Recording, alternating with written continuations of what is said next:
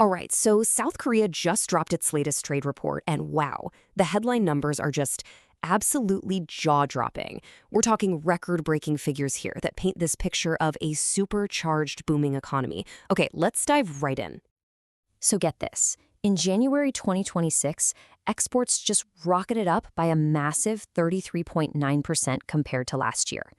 That's an all-time January high of almost $66 billion. I mean, that's a truly staggering figure. So when you see a number like that, you have to wonder, right? Is this a sign that the entire economy is firing on all cylinders, or is something else going on just beneath the surface? Well, that's exactly what we're going to unpack here. First things first, let's look at that top-line data. Because on the surface, honestly, the news couldn't look any better, and it's really easy to see why everyone's so excited.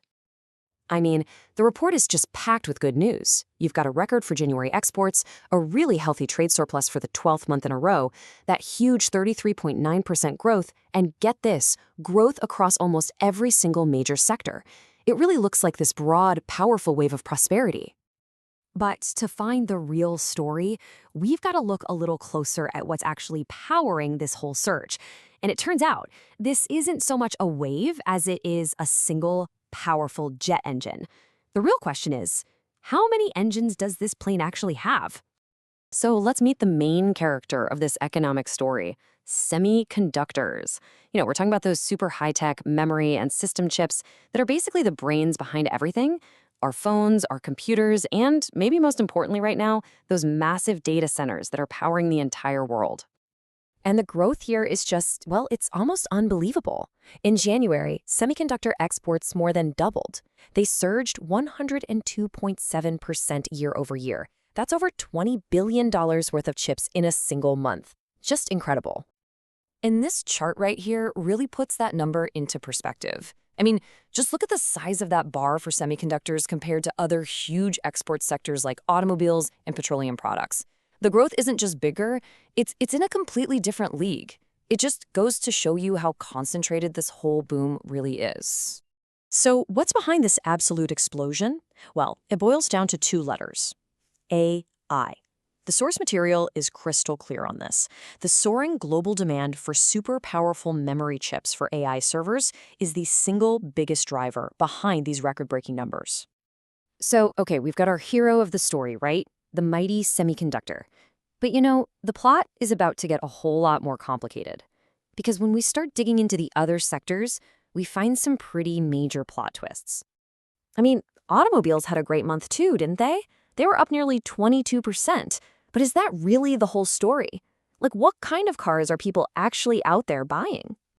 And boom, here's our first major twist. While pure electric vehicle exports, saw some pretty healthy growth, look at hybrids. They absolutely exploded by nearly 65%. That's more than triple the growth rate of EVs. This tells such a fascinating story about what consumers are actually choosing in the really complex reality of this whole energy transition. But that surprising trend in the car market, that's not the only unexpected detail hiding in these numbers. An even bigger puzzle pops up when we look at where all these goods are going, specifically to the United States. Okay, and this is where the story gets really, really interesting. So on one hand, overall exports to the US hit a record high, up almost 30%. But that number is hiding a huge split. The entire gain, and then some, comes from a mind-blowing 169% surge in semiconductors. At the exact same time, traditional manufacturing powerhouses are just struggling. Exports of cars to the US actually fell by over 12%.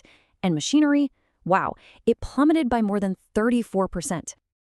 And the report, it doesn't even try to hide the reason why. It says, flat out, that these sharp declines in these key manufacturing sectors are a direct result of US tariffs and protectionist trade policies. The AI boom is literally papering over the cracks from some major geopolitical headwinds. So let's pull all these threads together. We started with this simple, massive headline number, right? But the reality, well, it's way more complex, and frankly, a lot more interesting. So what does this data really show us? A few really important things. First, this export boom is almost entirely focused on one specific thing: AI chips.